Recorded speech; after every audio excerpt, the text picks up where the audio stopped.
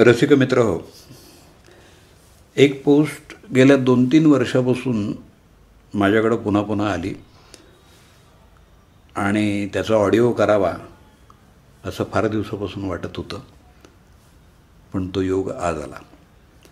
एक अनामिक लेखकाची ही पोस्ट आहे.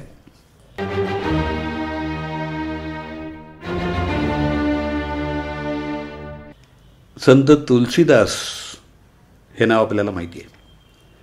एकदा एका भक्तानं त्यांना विचारलं की महाराज, तुम्ही रामाचं इतकं गुणगान गाता, तुम्हाला स्वतः रामानं कधी दर्शन दिलं आहे का? तुलसीदास म्हणाले, हो. भक्त म्हणाला, मग मला पण दर्शन घडवाल का रामाचं? ते म्हणाले, हो, नक्की. तुलसीदासांनी त्याला खूप समर्पक उत्तर दिलं. ते उत्तर एखाद्या गणिती तज्ज्ञालाही लाजवेल असं आहे. संत तुलसीदासजी म्हणाले, अरे हे खूप सोपं आहे. तू रामाचं दर्शन तुझ्यातच घेऊ शकशील. प्रत्येकाच्या नावात देखील शेवटी आपल्याला रामाचंच दर्शन घेता येईल. त्याच्यासाठी मी तुला एक सूत्र श्लोक सांगतो.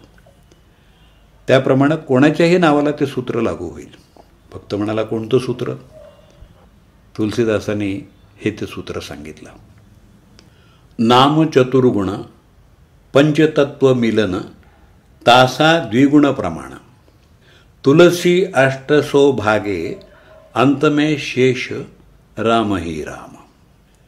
आता या सूत्राप्रमाणे आता कुणाचंही नाव घ्या, त्याची अक्षरं मोजा.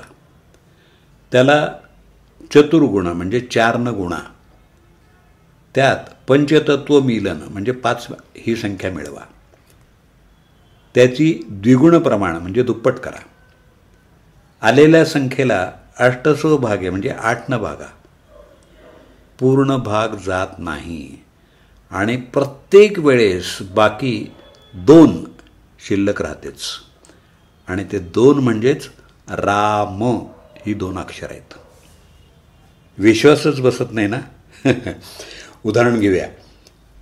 कुणाचंही नाव निवडा, अक्षरं किती असू देत. आपण आता उदाहरणासाठी घेऊया निरंजन. 4 अक्षर आहेत. पहिला मुद्दा आहे 4 न गुणा. 4 गुणिले 4 बरोबर 16. त्यात 5 मिळवा, जे 16 अधिक 5 21 झाले. तिसरी पायरी दुप्पट करा. 21 गुणिले 2 42. आणि चौथी पायरी आहे 8 न भागा. 42 भागिले 8 बरोबर 8 पंचे 40. 5 पूर्णांक, बाकी मात्र 2. बाकी नेहमी 2च अक्षरं उरतील, ती म्हणजे राम. मित्र हो, विशेष म्हणजे या आता सांगितलेल्या सूत्रश्लोकातल्या संख्यांना सुद्धा तुलसीदासजींनी फार महत्त्व दिलेलं आहे. बघा, चतुर्गुण म्हणजे 4 पुरुषार्थ, धर्म, अर्थ, काम आणि मोक्ष. दुसरी पायरी होती पंचतत्व म्हणजे पंचमहाभौतिक, पृथ्वी, जल, अग्नी, वायू आणि आकाश. 3 द्विगुण प्रमाण म्हणजे माया आणि ब्रह्म असे 2. चौथी पायरी अष्टसो भागे म्हणजे 8 दिशांनी, 4 दिशा प्रमुख, पूर्व, पश्चिम, उत्तर, दक्षिण आणि 4 उपदिशा, आग्नेय, नैऋत्य, वायव्य आणि ईशान्य. आणि 8 प्रकारची लक्ष्मी, अष्टलक्ष्मी. आता प्रत्येकानं स्वतःच्या नावानं हे तपासून पहा.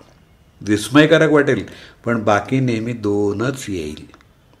यात तुलसीदासजींच्या बुद्धिचातुर्याची आणि अतूट रामभक्तीची ओळख आपल्याला पटते. जय श्रीराम.